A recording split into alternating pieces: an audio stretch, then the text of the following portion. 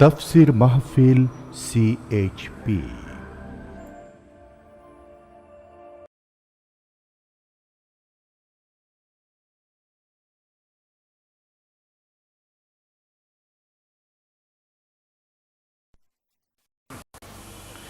আল্লাহ পাক বলছেন ওয়ামা হাদিহিল হায়াতুদ দুনিয়া ইল্লা লাহুন ওয়া লাইবুন ওয়া ইন্নাদ দারাল আখিরাতা লাহিয়াল হায়ানু লাউ কানু ইয়ামালুন। এই দুনিয়া হচ্ছে নিছক খেল তামাশা, এটা আর কিছুই নয়।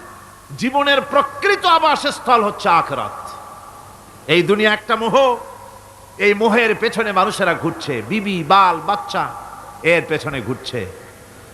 অথচ এই বিবি বাল বাচ্চা কিয়ামতের দিন মুসিবত হয়ে দাঁড়াবে মানুষের জন্য। একটা মোহর মধ্যে মানুষ পড়ে আছে, খেল তামাশার ভিতরে পড়ে আছে। আল্লাহ পাক বলছেন কুল মাতাউদ দুনিয়া কালিলুন ওয়াল আখিরাতু খায়রুল লিমানিত্তাকা। বলো, দুনিয়ার সমস্ত সম্পদ খুবই নগণ্য, আর যে ব্যক্তি পরকালকে বিশ্বাস করে, পরকালের কামনা করে, সেই খোদাভীরু লোকদের জন্য পরকাল হচ্ছে প্রকৃত আবাসস্থল। সেই জায়গাটাই হলো আসল জায়গা। ওই জায়গার জন্য কিছু তৈরি করতে হবে। কোরআনে কারিমে রব্বুল আলামিন বলছেন আরাদিতুম বিল হায়াতিদ দুনিয়া মিনাল আখিরাহ ফামা মাতাউদ দুনিয়া ফিল আখিরাতি ইল্লা কলিল। তোমরা কি পরকালের জীবনের বিনিময় এই দুনিয়ার জীবনটাই বেশি পরিতুষ্ট হয়েছো? অথচ দুনিয়ার জীবনের সুখ সম্পদ তো পরকালের তুলনায় খুবই নগণ্য। পরকালের সুখ অনেক বেশি, পরকালের দুঃখটাও অনেক বেশি, সুখটাও অনেক বেশি। পরকালটা স্থায়ী, সুতরাং দুনিয়ার মোহে না পড়ে পরকালের জন্য জীবনটাকে পরকাল ভিত্তিক জীবন তৈরি করো। আল্লাহ পাক বলছেন ফাম্মা মান তাগা ওয়া আসারাল হায়াতাদ দুনিয়া ফাইন্নাল জাহিমা হিয়াল মাওয়াব। অতঃপর যে ব্যক্তি বিদ্রোহ করেছে এবং দুনিয়ার জীবনকে অগ্রাধিকার দিয়েছে, তার জায়গা হচ্ছে জাহান্নাম। জোরে বলেন নাউজুবিল্লাহ।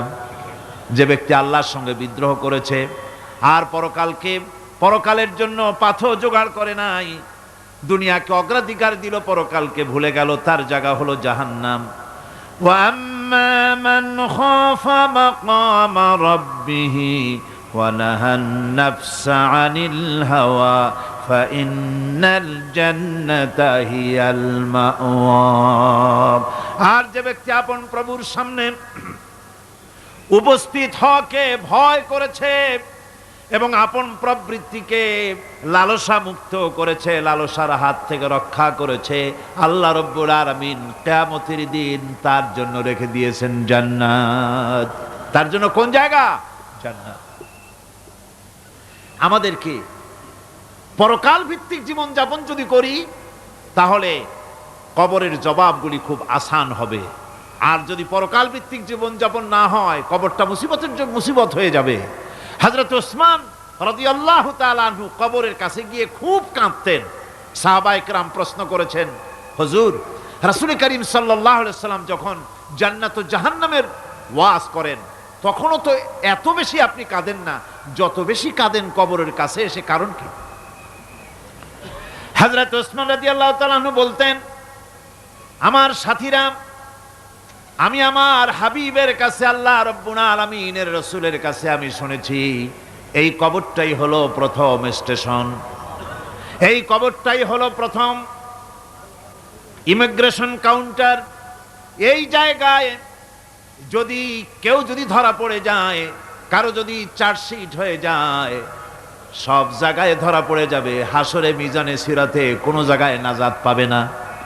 আর এই কবরটা যদি কেউ মুক্তি পেয়ে যায়, মিজান সিরাত হাসর সব জায়গা থেকে আল্লাহ তারে ভালোভাবে পার করে দিবেন। এটা হলো আসল জায়গা, মারাত্মক জায়গা, খুব মারাত্মক জায়গা।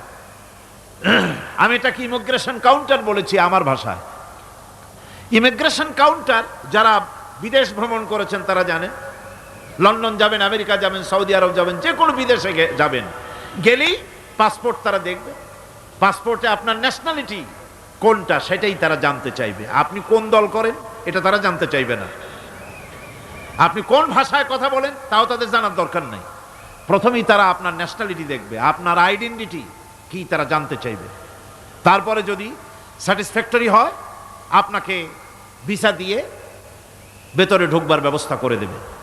আর যদি তারা স্যাটিসফাইড না হয় তাহলে আপনাকে মেহমানখানায় ঢুকানো হবে গ্রেফতার করে। কবর হচ্ছে এ ধরনের একটি ইমিগ্রেশন কাউন্টার। কবরের ভিতরে মানুষ যখনই রাখা হবে সঙ্গে সঙ্গে দুজন ফেরেশতা আসবে। কবরের কাছে যারা এসেছিল দাফন হয়ে যাওয়ার পর এই লোকগুলি 40 কদম যেতে যতক্ষণ লাগে এর মধ্যেই দুজন ফেরেশতা এসে যাবে। এসে জিজ্ঞেস করবে, মান রব্বুকা, তুমি কোন দল করতে? ওটা তাদের জানার দরকার নেই। চাকরি কিসে করতেন ওটা জানার দরকার নেই।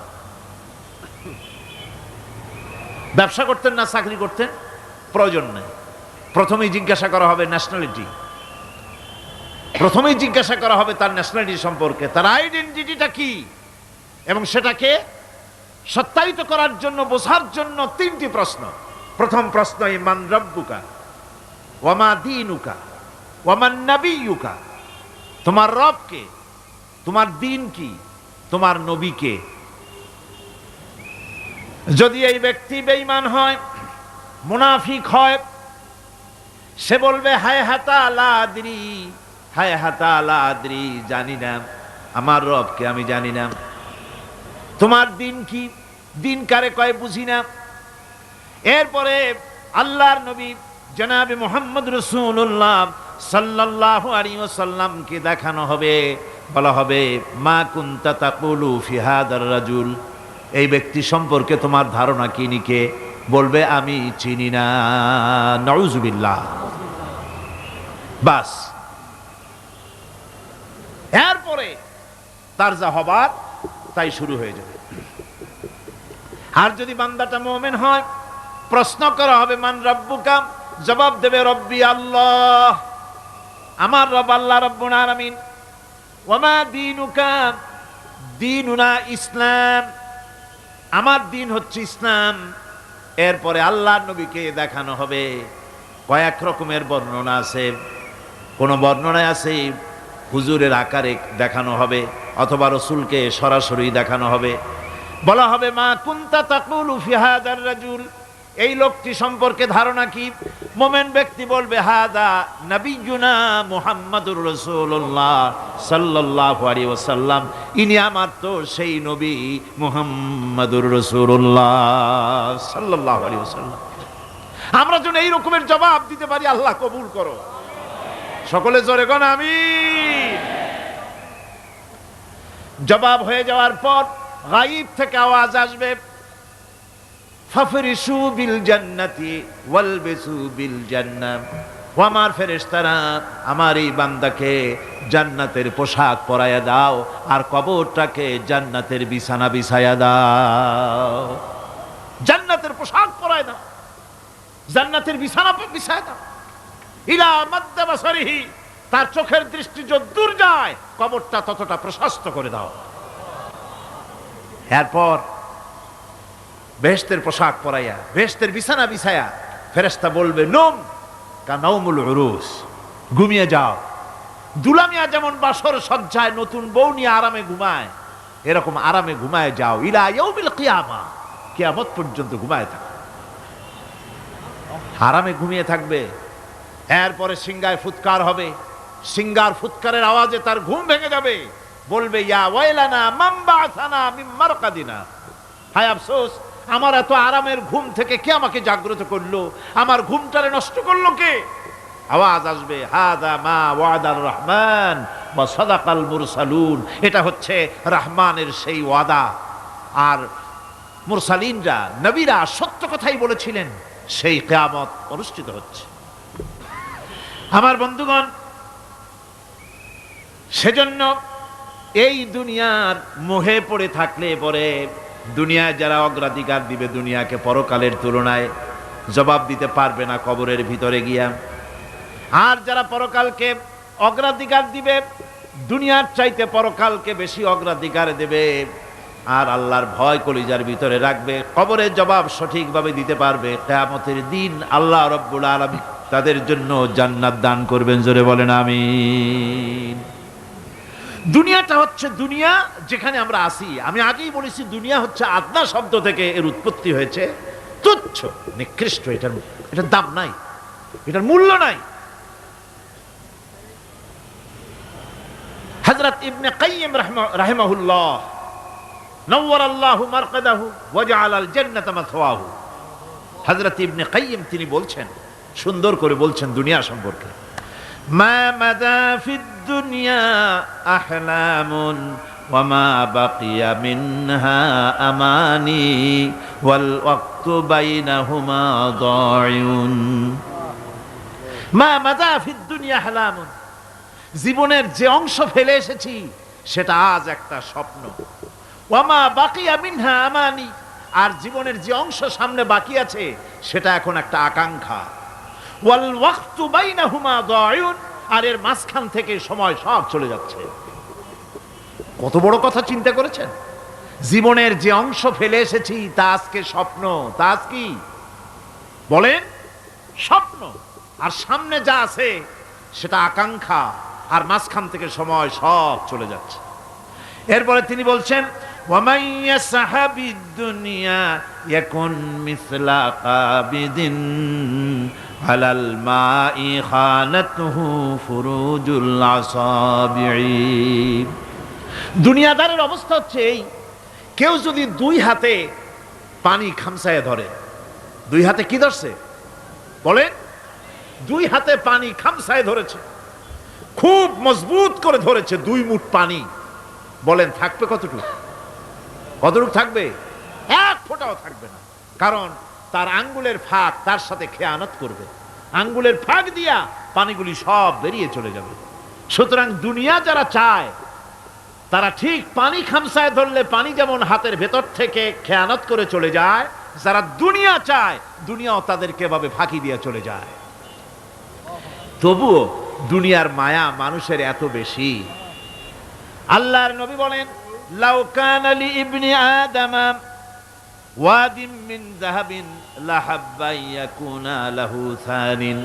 এই পৃথিবীতে যদি কাউকে একটা মাঠ ভরে যদি সোনা দেওয়া যায়, লোকটা বলবে রব্বুল আলামিন, আমি যদি আরেকটা মাঠ এরকম সোনা ভরা পেতাম। দ্বিতীয় আরেকটা মাঠ দেওয়া হলে আবার বলবে যদি তৃতীয় আরেকটা মাঠ সোনা ভরে যদি পেতাম। নবীজি বলেন, ওয়ালা ইয়ামলাউ জাওফু ইবনু আদামা ইল্লা তুরাব। মানুষের পেট 3.5 হাত মাটি ছাড়া, কবরের মাটি ছাড়া মানুষের পেট ভরবে না। আরো চাই, আরো চাই, চাওয়ার কোনো শেষ নাই। মানুষ এভাবে করে দুনিয়ার মহব্বতে এমনি পাগল হয়ে যায়, শুধু দুনিয়ার মহব্বত, পরকালকে বেমালুম ভুলে যায়। আমি কিন্তু এই কথা বুঝাতে চাই নাই যে পরকালের মহব্বতে, পরকালের ভয়তে বা পরকালের জন্য দুনিয়া আপনি বাজার ঘাট, বেচা কিনা, ব্যবসা বাণিজ্য সবকিছু ভুলে যান, না তা নয়। ভুল বোঝার কোনো কারণ নাই।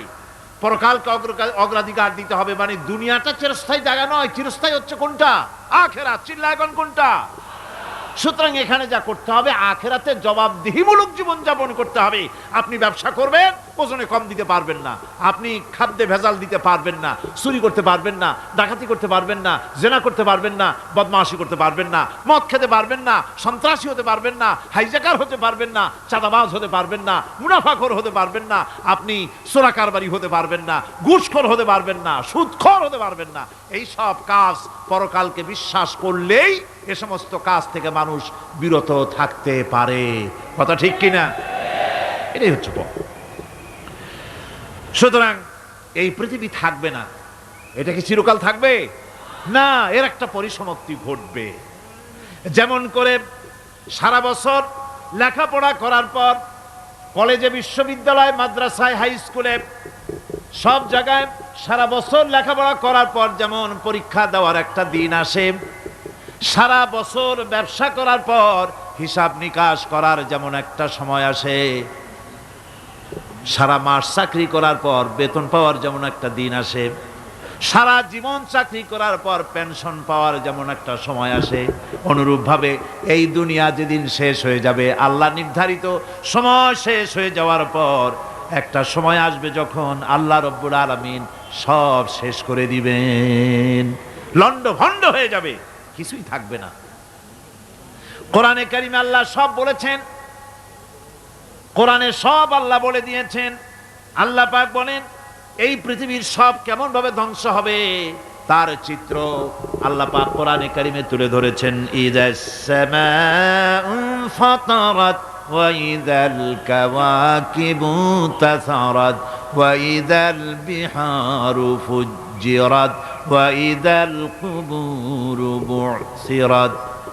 যখন আকাশসমূহ দীর্ণ বিদীর্ণ হয়ে যাবে, তারকাগুলি বিক্ষিপ্ত হয়ে ছিটকে পড়বে,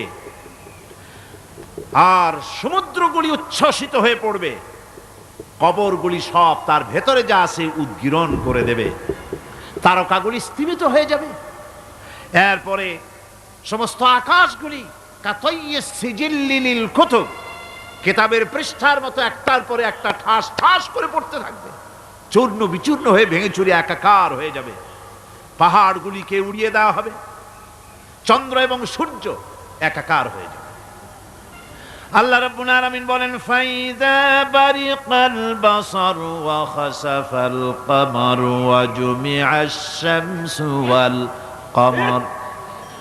চক্ষু যখন বিস্ফারিত হয়ে যাবে, চাঁদ যখন তার আলো হারিয়ে ফেলবে, সূর্য যখন তার আলো হারিয়ে ফেলবে, চাঁদ আর সূর্য সব একাকার হয়ে যাবে, সেই সময়ের অবস্থাটা কি চিন্তা করো। মানুষ হয়রান হয়ে দৌড়াদৌড়ি করবে। ওয়াহুমিলাতিল আরদু ওয়াল জিবালু ফাদুক্কাতা দাক্কাতান ওয়াহিদা। জমিন এবং পাহাড়গুলির মধ্যে আল্লাহ রাব্বুল আলামিন সংঘর্ষ বাঁধিয়ে দিবেন, পাহাড়গুলি ভেঙে চুরে টুকরা টুকরা হয়ে যাবে, পাহাড়গুলি উঁচু করে জমিনের উপরে আছাড় মেরে আল্লাহ রাব্বুল আলামিন ভেঙে চুরে চুরমার করে দিবেন। সুবহানাল্লাহ। ওয়া তাকুনুল জিবালু কালইনিল মানফুস, পাহাড়গুলো পেঁজা ধোনা তুলার মতো করে উড়িয়ে দেওয়া হবে, পাহাড় উড়ে যাবে। সুবহানাল্লাহ পড়ো। পাহাড় পাথরের তৈরি করা পাহাড়, এই পাহাড়গুলি তুলার মতো হয়ে উড়বে কিভাবে? আমি এই দৃশ্য নিজের চোখে কিছুটা হলেও দেখছি। আজ থেকে 10 দিন আগে আমি ইতালি সফর করে এসেছি। ইতালির রাজধানী রোম। রোম প্রাচীন সভ্যতার লালন ভূমি। কোরআনে কারিমে সূরায় রোম রয়েছে, এই রোম সেই রোম। এখানের বাদশার কাছে রাসূল করিম সাল্লাল্লাহু আলাইহি সাল্লাম হেরাক্লিয়াসের কাছে চিঠি পাঠিয়েছিলেন, সেই রোম। 12 থেকে 15,000-এর মতো বাংলাদেশি মুসলমান সেখানে আছে। জুমার দিন, যেদিন আমি গেলাম তার পরের দিনই জুমা ছিল। জুমার নামাজ পড়লাম ভ্যাটিকানের কাছেই বিশাল মসজিদ, ইউরোপের ভিতরে সবচাইতে বড় মসজিদ এটা। রোম ইসলামের দুশমনদের রাজধানী। সেইখানে যখন আজান হচ্ছে আশহাদু আন্না মুহাম্মাদার রাসূলুল্লাহ, আমার অনুভূতির কথা আপনাদেরকে বোঝাতে পারবো না, কি অনুভূতির সৃষ্টি হয়েছে আমার ভেতরে। ভ্যাটিকানের পোপ এক পাশে, কিছু দূরেই ভ্যাটিকান, ওটা হচ্ছে গোটা পৃথিবীর সমস্ত খ্রিস্টানদের কাবা, ভ্যাটিকান। তার পাশেই বিশাল মসজিদ, সেখানে নামাজ পড়লাম। চিন্তার ভেতরে আসলো আল্লাহ রাব্বুল আলামিন তার হাবিবের নাম, তার তাওহীদ, তার রিসালাতকে কিভাবে বিশ্বময় ছড়িয়ে দিলেন। আবু জাহেল চাইছিল মুহাম্মদ সাল্লাল্লাহু আলাইহি ওয়াসাল্লামকে স্তব্ধ করে দেবে মক্কার জীবনেই। কত বদনাম, সাহের, কাহেন, কাজ্জাব, শায়ের, নাউযুবিল্লাহি মিন যালিক, কত গালাগালি করলো। আর আল্লাহ শোনালেন, হাবিব চিন্তার কোনো কারণ নাই, ওয়া রাফা'না লাকা যিকরাক, আমি আপনার প্রশংসা বিশ্বময় ছড়িয়ে দেব। সুবহানাল্লাহি ওয়া বিহামদিহি। রোম প্রোগ্রাম শেষ করে আমাকে তারা নিয়ে গেল, যেটা আমি বলছি সফর কাহিনী শোনাবার সময় এটা না, যেহেতু এর সঙ্গে প্রাসঙ্গিক সেই জন্য বলছি। পাহাড় কেমনে তুলার মতো হয়ে উঠবে তার নজির দেখেছি। রোম শহর থেকে 300 মাইল দূরে, 300 কিলোমিটার দূরে নেপোলিয়ান বোনাপার্ট তার বাড়ি, এবং ওটা তার নামে একটা প্রভিন্স। ভূমধ্য সাগরের পারে ভিসুবিয়াস, পৃথিবীর সবচাইতে বড় আগ্নেয়গিরি। সেটা দেখাতে নিয়ে যাওয়া হলো আমাকে, যে পাহাড়টা পৃথিবীর মাটি থেকে তার চূড়া হচ্ছে 3 মাইল উঁচু। এর 2 মাইল গাড়িতে করে ঘুরে ঘুরে যাওয়া যায়, এরপর আর গাড়িতে যাওয়া যায় না, বাকিটুকুন যেতে হবে হেঁটে হেঁটে। পাহাড়ের উপরে অক্সিজেন কম, বেশ কষ্ট হচ্ছিল উঠতে। জীবনে প্রথম পাহাড়ে চড়েছি জাবালে নূর, রাসূল করিম সাল্লাল্লাহু আলাইহি সাল্লামের উপরে যেখানে ওহী হয়েছিল সর্বপ্রথম। পাহাড় চড়ার একটা অভিজ্ঞতা ওখান থেকে আমার কিছুটা হয়েছিল। খুব কষ্ট হলো বাকি 1 মাইল উঠতে। যখন ভিসুবিয়াসের একদম শীর্ষে চলে গেছি, সেখানে গিয়ে আমার সাথে 15-20 জন লোক ছিল। আমি নিজেই আল্লাহু আকবার বলে আমার গলা থেকে আওয়াজ বেরিয়ে গেল। আমি দেখতে পেলাম ভিসুবিয়াসের শীর্ষে বিশাল গর্ত। আমার মনে হয় গর্তটা এই মাঠের 1/4 হবে। এই মাঠের 1/4 হবে গর্তটা। সেই গর্তটার গভীরতা হচ্ছে 1.5 কিলোমিটার।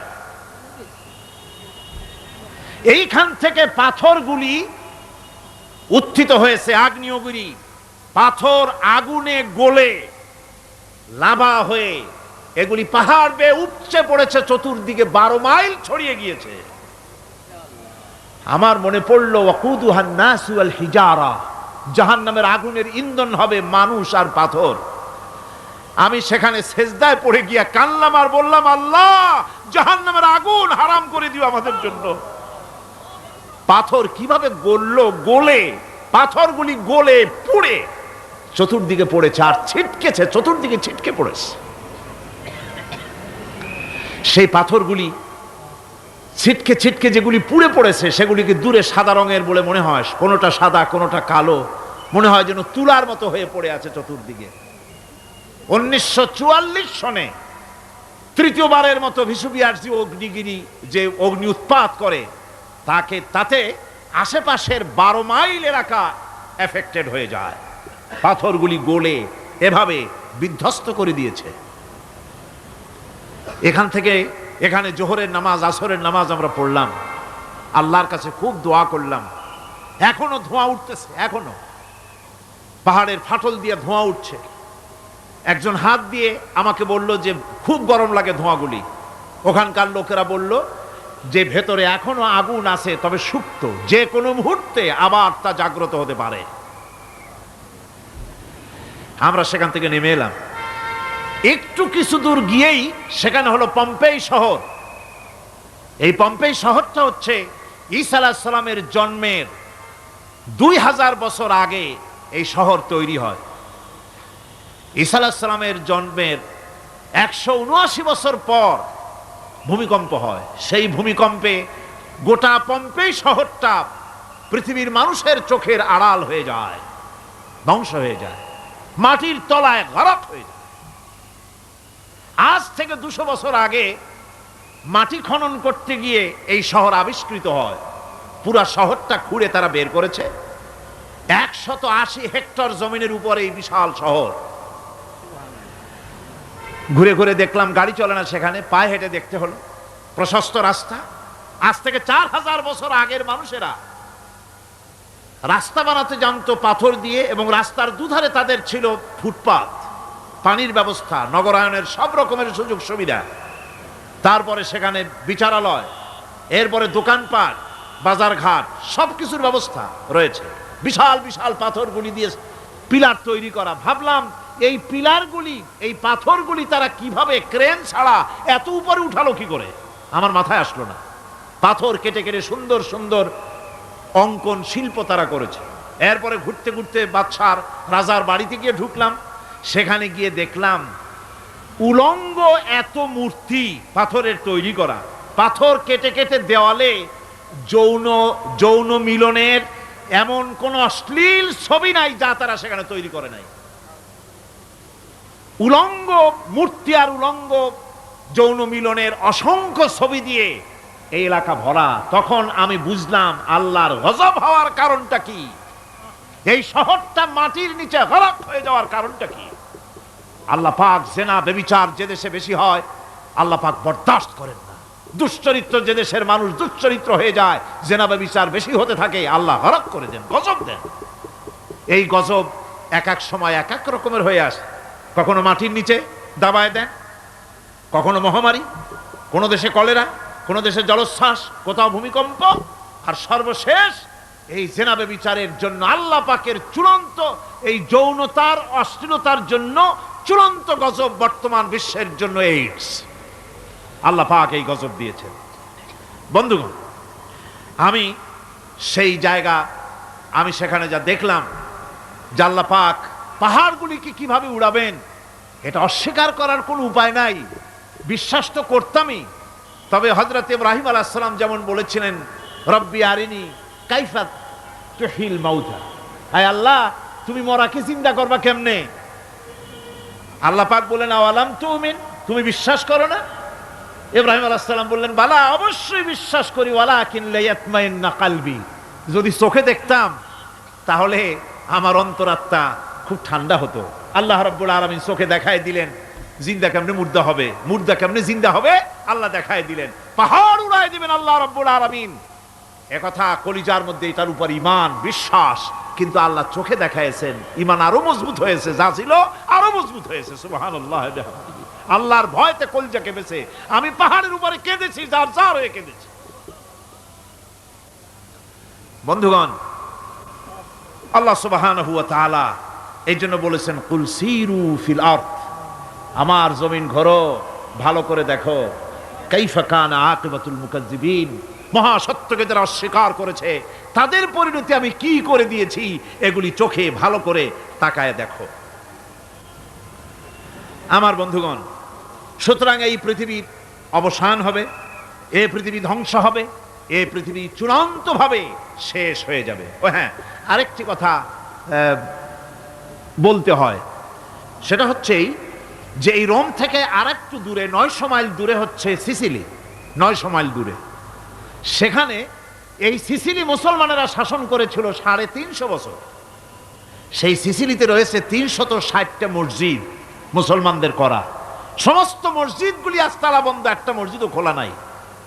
সেখানকার মুসলমানেরা ওয়াজ শুনতে এসেছিল রোমে। আমি তাদের জন্য পরামর্শ দিয়েছি যে গভর্নমেন্টের কাছে তোমরা দাবি জানাও যে অন্তত একটা মসজিদের দরজা আমাদের জন্য খুলে দাও। রোমের অবস্থানরত প্রবাসী বাংলাদেশি মুসলমানেরা আমাকে বলেছে, তাদের অনেকের বাড়ি চট্টগ্রামেও আছে, আমাকে বলেছে তাদের চোখে পানি আসছে বলার সময় যে চিরঙের তাফসির মাহফিল যখন আসে কলজেটা কাঁদতে থাকে যাওয়ার জন্য। তো যাওয়া তো সম্ভব না এত দূর থেকে, আমাদের সালাম বলে দিবেন যত লোক আসবে, আর আমাদের জন্য দোয়া করতে বলবেন যেন এই রোমের ভিতরে আমরা ইসলামের আদর্শের ভিত্তিতে আমরা যেন চলতে পারি। আপনারা দোয়া করুন তাদের জন্য। ভাইরা আমার, এই পৃথিবী একদিন পরিসমাপ্তি ঘটবে এবং আল্লাহর দরবারে আমাদেরকে উঠতে হবে এবং সেখানে আমাদের বিচার হবে। সেখানে আমাদের কি হবে? বিচার হবে। আল্লাহ পাক বিচারটাকে নির্ভুল করার জন্য, সঠিক করার জন্য প্রত্যেকের গলায় আমলনামা ঝুলায় রাখছেন। এখানে রেকর্ডের ব্যবস্থা করা হয়েছে। আল্লাহ পাক বলছেন ওয়া কুল্লা ইনসানিন আলজামনাহু তাইরাহু ফি উনুকি ওয়া নুখরিজু লাহু ইয়াওমাল কিয়ামাতি কিতাবান ইয়ালকাহু মানশুরা। আল্লাহ পাক বলেন প্রত্যেকের ভালো মন্দ কর্মফল, কর্মলিপি আমি তার গলায় ঝুলায় রেখেছি। কিয়ামতের দিন সে নিজের কাছে স্পষ্ট সব দেখতে পারবে, কোনো জিনিস বাদ পড়বে না। তার গলায় তার আমল নামা ঝুলানো আছে, সব রেকর্ড হতেছে। আমরা যা করছি সবগুলি রেকর্ড হয়ে যাচ্ছে। বর্তমান বিজ্ঞানীরা আবিষ্কার করেছে যে মানুষের শরীরের ভিতরে ডিএনএ আছে, রক্তের ভিতরে ডিএনএ, এটা একটা কোড। মানুষের রক্তের ভিতরে ডিএনএ আছে। যেমন তার ব্রেনের ভিতরে কতগুলি কোষ আছে, এক একটা কোষ এক এক ধরনের কাজ করে, অনুরূপভাবে তার শরীরের ভিতরে রক্তের ভিতরে ডিএনএ আছে। এই ডিএনএটা কি? এই ডিএনএটা হচ্ছে, এই ডিএনএ একটা কম্পিউটারের মতো কাজ করতেছে। লোকটা কি করবে, কোথায় যাবে, সে ভালো হবে মন্দ হবে কি হবে, সব তার ডিএনএর মধ্যে রেকর্ডকৃত আছে। এটা বোঝার জন্য একটা সুন্দর দৃষ্টান্ত দেওয়া যায়। যেমন এই কাগজটাকে আপনারা মনে করুন একটা গাড়ির একটা ব্লুপ্রিন্ট, একটা গাড়ির ব্লুপ্রিন্ট। এখানে লেখা আছে গাড়ি কিভাবে তৈরি হবে। এই কাগজটা নিয়ে ঘরের মধ্যে রেখে দিলেন। এখন এই কাগজটা থেকেই অটোমেটিক গাড়ির উইন্ডো তৈরি হলো, শিল তৈরি হলো, গাড়ির বডি তৈরি হলো, চেসিস তৈরি হলো, টায়ার তৈরি হলো, ইঞ্জিন তৈরি হলো, ব্যাটারি তৈরি হলো, পেট্রোল নিল, আর কোনো রকমের ড্রাইভার ছাড়াই গাড়ি চলতে আরম্ভ করলো। এই কথাটা যদি মনের মাথার মধ্যে আনতে পারেন যে এটা কিভাবে হইতে পারে, এতে লেখা অনুযায়ী যেভাবে হওয়া যদি সম্ভব হয়, অনুরূপভাবে মানুষের রক্তের ভিতরে ডিএনএ এরা আবিষ্কার করেছে। এর ভিতরে মানুষের ভালো মন্দ, কোথায় যাবে কি করবে, সব কিছু এর মধ্যে রয়েছে। কোরআনে কারিমে আল্লাহ রাব্বুল আলামিন, আমি গত বছরও বলছিলাম যে বিজ্ঞানের আবিষ্কার যত বাড়বে, কোরআন বোঝা মানুষের জন্য তত সহজ হবে। কোন সুবহানাল্লাহ। কোরআন বোঝা মানুষের জন্য তত সহজ হবে। সুতরাং মানুষের গলার সাথে আল্লাহ পাক বলছেন যে একটা আমলনামা আমি ঝুলাই দিয়েছি তার গলার সাথে, সে যা করতেছে ওখানে সব লিপিবদ্ধ হচ্ছে, কম্পিউটারাইজড, কম্পিউটারের মতো এগুলি সব গ্রহণ করতেছে। এগুলি কিয়ামতের দিন তার সামনে হাজির করা হবে। কিয়ামতে যখন আমলনামা তার সামনে দিয়ে বলা হবে, ইকরা কিতাবাকা কাফা বিনাফসিকাল ইয়াওমা আলাইকা হাসিবা, তাকে বলা হবে নিজের কর্মলিপি নিজেই পড়ো, আজ তুমি তোমার নিজের হিসাব নিতে যথেষ্ট। বন্ধুগণ, এই মাহফিলে যত লোক আমরা বসে আছি, আমরা আমাদের হিসাব নিতে যথেষ্ট না আরেকজন লাগবে? কোন আমরা যথেষ্ট কি না? কথা বোঝেন নাই। আমি বলতে চেয়েছি এটা, আমরা যদি এখন চোখ বুঝে চিন্তা করি যে পিছনের জীবনে কি করেছি, মনে পড়বে নাকি পড়বে না? বলেন সবাই, পড়বে কি পড়বে না? ছোটবেলায় কবে পায়ের নিচে কাটা ফুটেছিল, কবে কোথায় আছাড় খেয়েছিলেন, কবে কার বেল তাল আম কাঁচা আম চুরি করে খেতে গিয়ে কিল খেয়েছিলেন, তাড়া খেয়েছিলেন, তাকে এখন মনে নাই? আছে। তাহলে কিল, ওই তাল বেল চুরি করতে গিয়ে যে কিলটা খাইছিলেন সেটাও মনে আছে, ভালো মন্দ সব মনে আছে। তাহলে কোন হোটেলের রুমে কি করছিলেন, কোন স্কুলে কোন কলেজে কি করছিলেন, তারপরে জীবনে ছোট বড় ঘটনাগুলি চোখ বুঝতে মনে পড়বে না? এবার হিসাব করেন, মনে যদি পড়ে এবার হিসাব করেন আপনি জান্নাতি না জাহান্নামে। আপনি আপনার নিজের হিসাব নেওয়ার জন্য যথেষ্ট। তাকে হিসাব করতে বলা হবে, তোমার হিসাব, তোমার নিজের হিসাব নেওয়ার জন্য তুমি যথেষ্ট, তোমার হিসাব তুমি নিজেই করো, এটা পড়ো। আর সেই কিয়ামতের দিন কোনো সাহায্যকারী মিলবে না। লান তানফাকুম আরহামুকুম ওয়ালা আওলাদুকুম ইয়াউমাল কিয়ামা। লান তানফাকুম, কিয়ামতের দিন কোনো ফায়দা হবে না, অবশ্যই কোনো ফায়দা হবে না, কোনো উপকারে আসবে না। কিয়ামতের দিন তোমার সন্তান, তোমার স্ত্রী, তোমার মাল, তোমার সম্পদ কোনো উপকারে আসবে না। কিয়ামতের ময়দানে সেদিন সব তোমার সাথে বিচ্ছা করবে, সব পালায় যাবে। সেখানে উৎকোষেরও কোনো কারবার নাই যে ঘুষ টুস দিয়া, ফেরেশতাদের কোনো রকম বুঝবাজ দিয়া, আলাদা কোনো চোরাগলি পথ দিয়া একেবারে ফুট করে ভেসতে চলে যাবেন, এমন কোনো সুযোগ নাই। অনেকে বলে, হুজুর এমন কিছু দোয়া শিখায় দেন যাতে ওই সব জেহাদ বোমা এগুলি খুব ভয় পাই, ও সব রাস্তা টাস্তা না, খুব সহজে কিছু দোয়া দুরুদ করিয়া আস্তে করে জান্নাতে চলে যাওয়া যায়, এরকম একটা দোয়া, এরকম একটা পথ বলে দেন। আমি বলি, ভাই এরকমের কোন চোরাগলি আমার রসুল আবিষ্কার করতে পারেন নাই, আল্লাহর পয়গম্বরের ওই ধরনের কোন পথ আবিষ্কার করতে পারেন নাই। সেখানে কিয়ামতের দিন কাউকে উৎকোচ গ্রহণ করার কেউ নাই, উৎকোচ দেওয়া যাবে না। আর উৎকোচ দিবি না বা কি, আপনার কাছে কিছু নাইও, থাকলেও নেওয়ার কেউ নাই। এই দুনিয়ায় ফাঁকিবাজি করে বহুত কিছু করা যায়, কিন্তু কিয়ামতের মাঠে এগুলি কিছুই চলবে না। اليوم لا ينفع مال ولا بنون। কিয়ামতের দিন ধন সন্তান সন্ততি আর সম্পদ কোনো কাজে লাগবে না। সেদিন শুধু আমল যদি ভালো হয় কাজে লাগবে, আমল খারাপ হবে সব শেষ হয়ে যাবে। আল্লাহ রাব্বুল আলামিন নবীজিকে ডেকে বলেছেন, নবী আপনি বলেন, কুল মা কুনতু বিদআম মিনার রাসূল, আপনি বলুন আমি কোন নতুন রসুল নই, আমার আগে অনেক নবী রসুল পৃথিবীতে এসেছেন, তারা বিদায় হয়ে গেছেন। আমি জানি না কিয়ামতের দিন আল্লাহ রাব্বুল আলামিন আমার সাথে কি ব্যবহার করবেন, আর আমি এও জানি না যে কিয়ামতের দিন আল্লাহ পাক তোমাদের সাথে কি ব্যবহার করবেন। এই আয়াত নাজিল হওয়ার পর আল্লাহর হাবিব তার মেয়েকে ডাকলেন, জামাইকে ডাকলেন, নাতিদেরকে ডাকলেন, আহলে বাইতদেরকে ডাকলেন, আর বললেন, ও আমার মেয়ে কলিজার টুকরা ফাতেমা গো শোনো, কেবলমাত্র আয়াত নাজিল হয়ে গেল, আল্লাহ পাক আমাকে শোনায়ছেন কিয়ামতের দিন আমি জানি না আমার সঙ্গে কি ব্যবহার করা হবে, আর এও জানি না যে তোমাদের সাথে কি ব্যবহার করা হবে। ও আমার কলিজার টুকরা মেয়ে ফাতেমা, কিয়ামতের দিন মুহাম্মদ সাল্লাল্লাহু আলাইহি সাল্লামের মেয়ে এই হিসাবে তোমার নাজাতের ফয়সালা হবে না। ও আমার কলিজার টুকরা নাতি হাসান আর হোসেন, কিয়ামতের দিন মুহাম্মদ সাল্লাল্লাহু আলাইহি সাল্লামের নাতি হিসাবে ফয়সালা হবে না। ও আমার জামাই হযরতে আলী, কিয়ামতের দিন আমার জামাই হিসাবে নাজাতের ফয়সালা হবে না। আমল যদি ভালো হয় ফয়সালা ভালো হবে, জান্নাতে চলে যাবে। আমল যদি খারাপ হয় কার নাতি কার জামাই দেখা হবে না। সুবহানাল্লাহ। কঠিন কিয়ামতের মাঠ। এই পরকালের বিশ্বাস যদি কলজার মধ্যে ঢোকে মানুষ ভালো হয়ে যাবে। কোন সুবহানাল্লাহ। আপনাদের দৃষ্টিতে পারবে, কথার জবাব যে দিলেন না। পুলিশে কি মানুষের চরিত্র ভালো বানাইতে পারবে?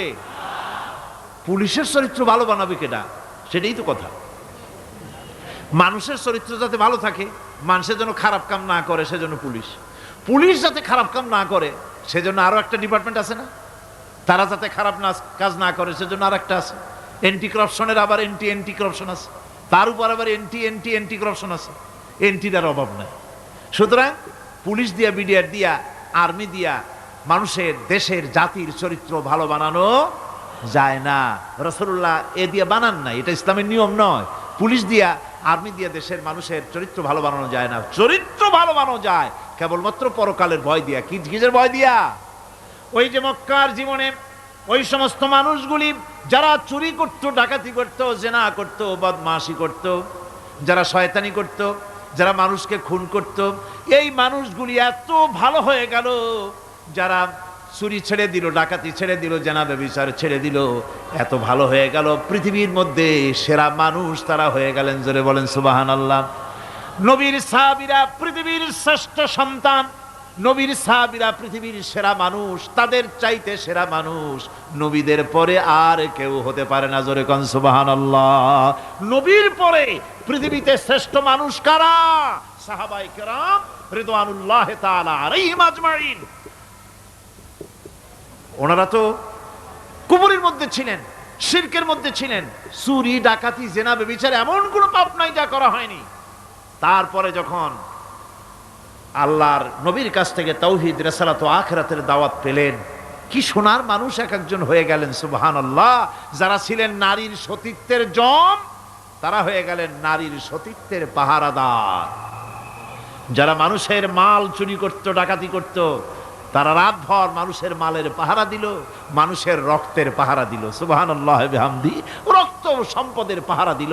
রাসূল বললেন, খাইরুল কুরুনে কারনি, সর্বশ্রেষ্ঠ যুগ তো আমার যুগ। বন্ধুগণ, এরপরে একটা জীবন আসবে ওই কিয়ামতের ময়দানে। এই পরকালের বিশ্বাসটা গুরুত্বপূর্ণ ব্যাপার। আমাদের সব কিছুর হিসাব দেওয়া লাগবে। আল্লাহ পাক বলেন, ইন্নাস সামআ ওয়াল বাসারা ওয়াল ফুআদা কুল্লু উলাইকা আনহু মাসউলা। নিঃসন্দেহে মানুষের শ্রবণ শক্তি, দর্শন শক্তি এবং তার অন্তঃকরণের কল্পনা সম্পর্কে আল্লাহ রাব্বুল আলামিনের কাছে জিজ্ঞাসিত হতে হবে। কান দিয়া কি করেছিলা, চোখ দিয়া কি করেছিলা, মুখ দিয়া কি করেছিলে, হাত দিয়ে কি করেছিলে, সব কিছুর জবাব আল্লাহ রাব্বুল আলামিনের কাছে দিতে হবে। সবটার জবাব দিতে হবে, কোনো কিছু বাদ যাবে না। এমনকি মনের ভিতরে যে কল্পনা আমরা করি, এই কল্পনার হিসাবও আল্লাহর দরবারে দিতে হবে। কোরআনে কারীম বলছেন, ওয়া ইন তুবদু মা ফি আনফুসিকুম আও তুখফুহু ইউহাসিবকুম বিহিল্লাহ। মনের ভিতরে তুমি যেটা কল্পনা করো সেটা প্রকাশ করো, অথবা তুমি গোপন রাখো, যাই তুমি করো না কেন আল্লাহ রাব্বুল আলামিন এর হিসাবও তোমার কাছে নেবেন। ফায়াগফিরু লিমান ইয়াশাউ ওয়া ইউআযযিবু মান ইয়াশাউ ওয়াল্লাহু আলা কুল্লি শাইইন কাদির। মহান আল্লাহ পাক বলেন, করার পর তোমার মনের ভিতরে কি কল্পনা করেছিলে ওইটার হিসাব আমি নেব। হিসাব নেওয়ার পর যারে খুশি ক্ষমা করে দেব, যাকে খুশি শাস্তি প্রদান করব। সব কিছুর উপরে আল্লাহ রব্বুল আলামিন শক্তিমান, সব তিনি করতে পারেন, সমস্ত কুদরত রয়েছে তার।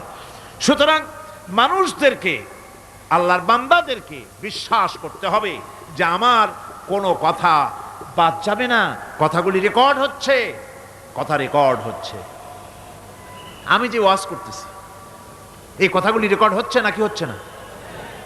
অনেক টেপ রেকর্ডার রেকর্ড হচ্ছে, অডিও ভিডিও হচ্ছে। আজ থেকে 50 বছর পর যদি এই রেকর্ড বাজানো হয়, আমাকে যদি বলা হয় যে আপনি অমুক জায়গায় অমুক কথা বলেছেন, আমি যদি বলি না আমি কথা বলি নাই, তারপরে যদি রেকর্ড বাজানো হয়, তাহলে আমি কথা যে বলি নাই যদি বলি, তাহলে এটা ধরা পড়বে না? সেখানে ধরা পড়বে না?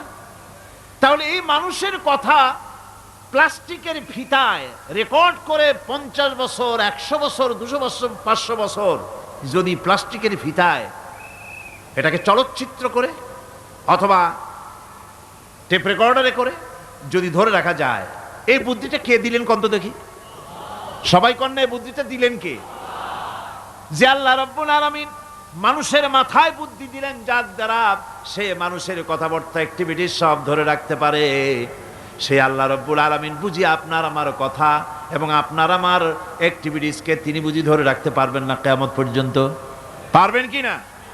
সেজন্য রাব্বুল আলামিন বলেন, মা ইয়ালফিযু মিন কাওলিন ইল্লা লাদাইহি রাকীবুন আতীদ।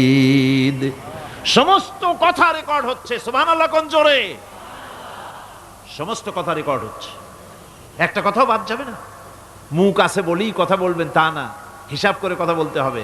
গীবত গাওয়া যাবে না, মিথ্যা কথা বলা যাবে না, মিথ্যা ওয়াদা করা যাবে না। মিথ্যা ওয়াদার তো মৌসুম এসে গেছে। কি কোন বোঝেন কথা? হ্যাঁ, মিথ্যা ওয়াদার মৌসুম এসে গেছে। এখন মৌসুমে বাহার, মিথ্যা বলার। কত সুন্দর সুন্দর ওয়াদা, সোনা দিয়া রাস্তা বানায় দেব। অভুক্ত মানুষদের বলা হয় না খেয়ে মরবেন না, কিন্তু কি খেয়ে মরবে তাও কয় না। আমরা যদি যাইতে পারি তাহলে মটকির মতো রসগোল্লা বানায় দেব, গরুর গাড়ির চাকার মতো জিলাপি বানায় দেব। খাইতে গিয়ে হা করে চিত হয়ে থাকবে। কত রঙিন রঙিন কথা। মিথ্যা ওয়াদার সময় এসে গেছে। ভাইরা আমার, পরকাল যদি বিশ্বাস করে সেই ব্যক্তি কিছুতেই মুখ আছে বলেই যা খুশি বলবে না, পরনিন্দা করবে না, পরচর্চা করবে না, হাত আছে বলেই যা তা লিখবে না। ঘটনা হইল একটা, লিখলো আর একটা। কলম একটা আছে বলেই যা খুশি তা লেখা যায় না, মুখ আছে বলেই যা খুশি তা বলা যায় না, চোখ আছে বলেই যা খুশি তা দেখা যায় না। গরু খাওয়া জায়েজ করা হয়েছে বলে গরুর লেজ থেকে মাথা পর্যন্ত পাইকারি দরে সব খাওয়া যায় না। গরু খাওয়া হারাম না হালাল? হালাল। পাইকারি দরে লেজ থেকে মাথা পর্যন্ত সব খাওয়া হালাল না, ওর মধ্যে আল্লাহ কিছু হারাম রেখে দিছে, সেগুলোকে বাইসে খাইতে হবে। আল্লাহ দেখতে চান পাইকারি দরে জম্মের খাওয়া খাও না আমার হারামগুলি বাদ দিয়ে খাও, নিষেধ করাগুলি বাদ দিয়ে খাও। মুখ আছে বলেই যা খুশি তা বলা যাবে না, কান আছে বলেই যা খুশি তা শোনা যাবে না, চোখ আছে বলেই যা খুশি তা দেখা যাবে না, হাত পা আছে বলেই যা খুশি তা করা যাবে না। সবটার পেছনে আল্লাহ রাব্বুল আলামিনকে ভয় করা লাগবে। মহান আল্লাহ রাব্বুল আলামিন বলে, বান্দারে তোমার সমস্ত কার্যাবলী এমনকি তোমার চাহনিটা পর্যন্ত কার দিকে কি নিয়তে তাকায়ছো কেউ জানে না, আমি আল্লাহ রাব্বুল আলামিন জানি। ওয়ায়ালামু খায়নাতাল আয়ুনি ওয়া মা তুখফিস সুদূর, তোমার অন্তঃকরণ কি জিনিস গোপন করে আর তোমার চক্ষু কি লুকোচুরি খেলে আমি টের পাই। সুবহানাল্লাহ বিহামদি। চশমার ফাঁক দিয়া কি দেখো, কারে দেখো, কি নজরে দেখো, সানগ্লাস পরিয়া কেউ ঠিক পায় না, আমি ঠিক পাই। সুবহানাল্লাহ, জোরে কান সুবহানাল্লাহ। সুতরাং চোখের নজরের হিসাব হবে, হাতের কাজের হিসাব হবে, পায়ের চলার হিসাব হবে, আপনার বলার হিসাব হবে, মুখে যা বলেছেন যা করেছেন হাত পাও দিয়ে যা করেছেন সবকিছুর হিসাব হবে কিয়ামতের দিন। আল্লাহর দরবারে সবকিছু উপস্থিত হবে, কোনো জিনিস বাদ পড়বে না। ফামান ইয়ামাল মিসকালা যাররাতিন খায়রান ইয়ারা ওয়া মান ইয়ামাল মিসকালা যাররাতিন শাররান ইয়ারা। ছোট্ট একটা ভালো কাজ যদি করো তাও হাজির করা হবে সামান্যতম ভালো কামও তোমার বাদ পড়বে না, আর ক্ষুদ্রতম কোনো খারাপ কাজ করলে তাও উপস্থিত করা হবে, সব তোমার সামনে, কোনো জিনিস বাদ পড়বে না, সব দেখতে পাবে কিয়ামতের দিন। ভালো কাজটাও আর খারাপ কাজটাও আল্লাহর কাছে সেদিন আল্লাহ পাক মানুষের সামনে উপস্থিত করে দিবেন। আল্লাহ পাক বলছেন সেদিন এই জমিন তার ভিতরে যা লুক্কায়িত ছিল জমিন সব বের করে দেবে। কান্নাহুম জারাদুম মুনতাশির, টিড্ডি ফড়িংগুলি পোকাগুলি মাটির থেকে যেমন বেরোয়, এ মাটির ভিতরে যা আছে কিয়ামতের দিন সব মাটি বের করে দেবে। ইযা যুলজিলাতিল আরদু জিলজালাহা ওয়া আখরাজাতিল আরদু আসকালাহা ওয়া ক্বালাল ইনসানু মা লাহা।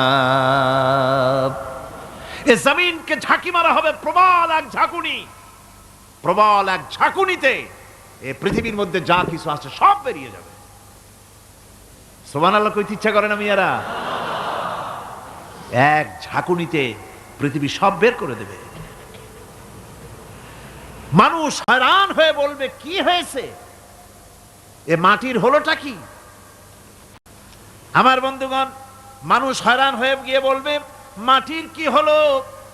আল্লাহ রাব্বুল আলামিন বলেন ইয়াউমাইযিন তুহাদ্দিসু আখবারাহা বিআন্না রাব্বাকা আওহালাহা।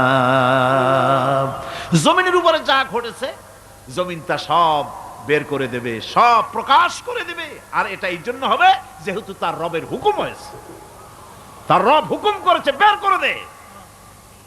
জমিনের ভিতরে আছে যা সব বেরিয়ে যাবে, আকাশ ভেঙে পড়বে, পাহাড় উড়ে যাবে, জমিনের ভিতরে যা আছে সব উপরে চলে আসবে, পৃথিবীতে সব শেষ, কিচ্ছু নাই, আকাশ নাই, পাহাড় নাই, সমুদ্র নাই, সব একাকার, চন্দ্র নাই, সূর্য নাই, তারকা নাই, গ্যালাক্সি নাই, মহাশূন্য নাই, সব শেষ।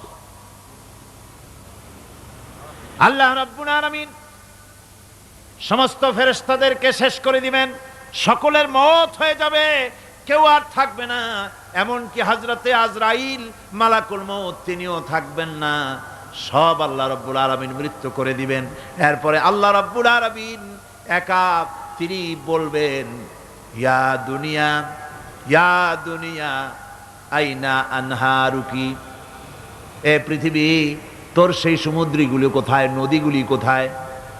ইয়া দুনিয়া আইনা আশজারুকি, হে দুনিয়া তোমার গাছগুলি কোথায়? এত বন বনানি, এত গাছ ছিল, ইয়া দুনিয়া আইনা জিবালুকি, এ পৃথিবী তোর জমিনে যত পাহাড় ছিল পাহাড়গুলি কই?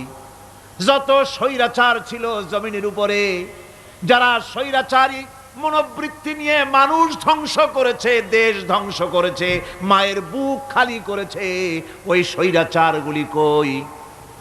কোনো জবাব নাই। আল্লাহ পাকের পরে বলবেন লিমানিল মুলকুল ইয়াউম, কার রাজত্ব? আজকে রাজত্বটা কার? আল্লাহ তিনবার আওয়াজ দিবেন, আজকে রাজত্ব কার?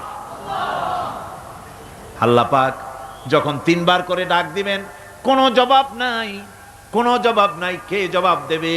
আল্লাহ রাব্বুল আলামিনের সামনে কার ক্ষমতা আছে কথা বলার? কেউ তো নাই, সব শেষ। আল্লাহ পাক বলবেন লিল্লাহিল ওয়াহিদুল কাহ্হার, একমাত্র পরাক্রমশালী আল্লাহ রাব্বুল আলামিনের রাজত্ব আজ। সেই হাসরের মাঠে আমাদের সকলকে উপস্থিত হয়ে যেতে হবে। কেউ আমরা এখান থেকে বাঁচতে পারবো না, সবাইকে উঠতে হবে। অপরাধীরা সেখানে অসহায় হয়ে যাবে, অপরাধীরা অসহায় হয়ে যাবে। আল্লাহ পাক বলেন فَإِذَا جَاءَتِ الصَّاخَّةُ يَوْمَ يَفِرُّ الْمَرْءُ مِنْ أَخِيهِ وَأُمِّهِ وَأَبِيهِ وَصَاحِبَتِهِ وَبَنِيهِ। অবশেষে যখন কান ফাটানো আওয়াজ আসবে, এই আওয়াজ সেদিন মানুষ নিজের মা বাপ ভাই বোন সব থেকে বিচ্ছিন্ন হয়ে যাবে, সব একের থেকে আরেকজন পালায়ে যাবে, হারায় যাবে, কেউ কাউকে আর খুঁজে পাবে না। সেদিন ওই কিয়ামতের মাঠে বিভীষিকাময় দৃশ্য, মানুষ হয়রান হয়ে যাবে। মাথার এক হাত অথবা অর্ধ মাইল অথবা এক বিগত এতটুকুন উপরে ওই প্রকাণ্ড সূর্যটার তাপ আসবে, গুনাহগারের মাথার চান্দি ফেটে গিয়া মগজগুলি গলে গলে নাক কান দিয়ে বেয়ে পড়তে লাগবে, জিহ্বাটা কুকুরের মতো ঝুলে নাভিস্থল পর্যন্ত পড়ে যাবে, মাটিটা সূর্যের উত্তাপে তামার মতো গরম হয়ে যাবে, সারা হাসর জুড়ে আওয়াজ হবে পানি পানি পানি। মানুষেরা হয়রান হয়ে যাবে সে হাসরের ময়দানে। এই চরম কষ্টের ভিতরে আল্লাহ রাব্বুল আলামিন বলেন সেদিন দুটো ভাগ হয়ে যাবে, একদল মানুষের চেহারা আলোয় ঝলমল হয়ে যাবে, আর একদল মানুষের চেহারাগুলি কালো হয়ে যাবে। উজুহু ইয়াউমাইযিন মুসফিরাতুন দাহিকাতুন মুস্তাবশিরা ওয়া উজুহু ইয়াউমাইযিন আলাইহা গাবারা। আল্লাহ পাক বলেন এক শ্রেণীর মানুষের চেহারা হাস্যোজ্জ্বল ঝলমলে হয়ে যাবে, আর এক শ্রেণীর মানুষের চেহারাগুলি কালো হয়ে যাবে। তারহাকুহা কাতারা উলাইকা হুমুল কাফারাতুল ফাজারা। হাস্যোজ্জ্বল, স্বচ্ছন্দপূর্ণ, সুন্দর, উজ্জ্বল ঝলমলে চেহারা হবে ঈমান আনার কারণে, পরকালকে বিশ্বাস করার কারণে, আল্লাহ এবং রসুলের কথা অনুযায়ী জীবন যাপনের কারণে চেহারাটা উজ্জ্বল হয়ে যাবে। আর আল্লাহর নাফরমানি, রসুলের নাফরমানি, পরকালকে অস্বীকার করার কারণে কাফেরগুলির চেহারা, মুনাফিকগুলির চেহারা কালো হয়ে যাবে। তাদেরকে আলাদা করে দেওয়া হবে। আমতাজুল ইয়াওমা আইয়ুহাল মুজরিমুন, মুজরিমদেরকে আলাদা করে দেওয়া হবে, দুইটা ভাগ হয়ে যাবে। এই চরম অবস্থা সৃষ্টি হবে কিয়ামতের ময়দানে। সেদিন রাসূল করিম সাল্লাল্লাহু আলাইহি ওয়াসাল্লাম উম্মতের জন্য সুপারিশ করবেন।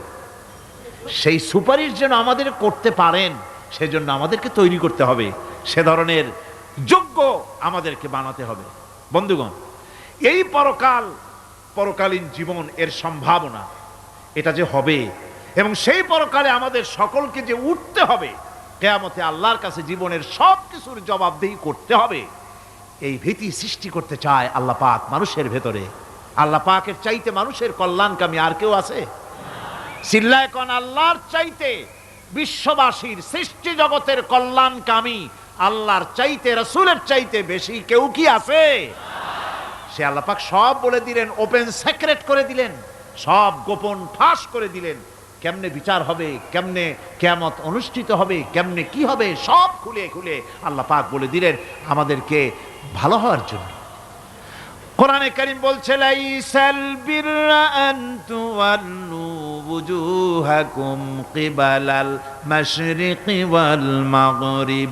পূর্ব পশ্চিমে মাথা ঘুরানো, সার নত করা, মাথা ঘুরানো, মুখ ঘুরানো, এটাই কিন্তু সৎ কাজ এবং পুণ্যবান হওয়ার, সৎ কাজ করার, নেককার হওয়ার জন্য যথেষ্ট নয়, বরং ওয়ালাকিন্নাল বিররা মান আমানা বিল্লাহি ওয়াল ইয়াউমিল আখির।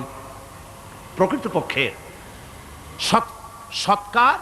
সৎকারী মুমিন, ভালো কাজ করা, প্রকৃত মুমিন, সত্যিকারের ভালো মানুষ, সত্যিকারের ইমানদার হওয়ার জন্য 10টি কাজ লাগবে। কয়টি কাজ? 10টি কাজ লাগবে। সেই 10টি কাজের একটি কাজ গত বছর আপনাদের খেদমতে আরজ করা হয়েছে, 2টি বলা হয়েছে, বাকি আজকে বললাম আর একটা, হয়ে গেল 3টা। বাকি আছে কয়টা? 7টা। বাকি আছে আরো 7টা। পরকাল ভিত্তিক জীবনযাপন যদি করতে পারি তাহলে আমরা হব দুনিয়ার শ্রেষ্ঠ মানুষ। কোন আলহামদুলিল্লাহ। আমার দেশ, আমার জাতি, আমার school, college, university, secretariat, cantonment, রান্নাঘর থেকে শুরু করে বঙ্গভবন, দেশের সর্বত্র মানুষের ভেতরে যদি পরকালের জবাবদেহিমূলক জীবনযাত্রার অনুভূতি সৃষ্টি করে দেওয়া যায়, কিয়ামত আছে আর জবাব দিতে হবে আল্লাহর দরবারে। এই পরকালকে এভাবে বিশ্বাস করতে পারলে, ওইভাবে জীবন করতে পারলে দেশ সুখী হবে, সমৃদ্ধশালী হবে, বিপদ দূরীভূত হবে, অন্ধকারের আমানিশা দূর হয়ে গিয়ে পৃথিবীতে আবার সুন্দর সূর্য উদিত হবে। ইসলামের নতুন বার্তা নিয়ে পৃথিবীতে শান্তি আসবে, সুখ আসবে, সমৃদ্ধি আসবে, স্বাধীনতা টিকবে, সার্বভৌমত্ব টিকবে, দেশ এক সুখী সমৃদ্ধশালী সুন্দর দেশে পরিণত হবে। বাংলাদেশ হবে পৃথিবীর একটা আদর্শ দেশে পরিণত হয়ে যাবে যদি এই কথাগুলি আমরা বিশ্বাস করি আর আমল করে চলতে পারি। আল্লাহ পাক যেন সে তৌফিক আমাদের দেন। সকলে বলি আমিন। সকলে কন আমিন। মুনাজাত হবে, দাঁড়ানো ভাইরা বসে। মুনাজাত হবে, দাঁড়ানো ভাইরা সকলে বসে। আল্লাহুম্মা ربنا ظلمنا أنفسنا وإن لم تغفر لنا وترحمنا لنكونن من الخاسرين ربنا لا تزغ قلوبنا بعد إذ هديتنا وهب لنا من لدنك رحمة إنك أنت الوهاب। আয় আল্লাহ তাআলা, হাজার হাজার মুসলমান নরনারী দীর্ঘক্ষণ ধরে তোমার কোরআনে কারিমের আলোচনা শুনেছি, দরুদ ও সালাম পড়েছি, জিকির আজগার করেছি। মেহেরবানি করে সওয়াবটুকুন জনাবে মুহাম্মদুর রাসূলুল্লাহ সাল্লাল্লাহু আলাইহি ওয়াসাল্লামের রূহ মুবারকে পৌঁছায় দাও। হে আল্লাহ তাআলা, तमाम পৃথিবীর মাটির নিচে যত মুমিন মুমিনাত শুয়ে আছেন তাদের আরওয়ার পরে সওয়াব পৌঁছায় দাও। রব্বুনা রবিন, আমাদের মধ্য থেকে মা বাপ যাদের দুনিয়া থেকে বিদায় হয়ে গেছে, কবরগুলিকে জান্নাতের টুকরা বানায়া দাও। রব্বির হামহুমা কামা রব্বায়ানি সগীরা।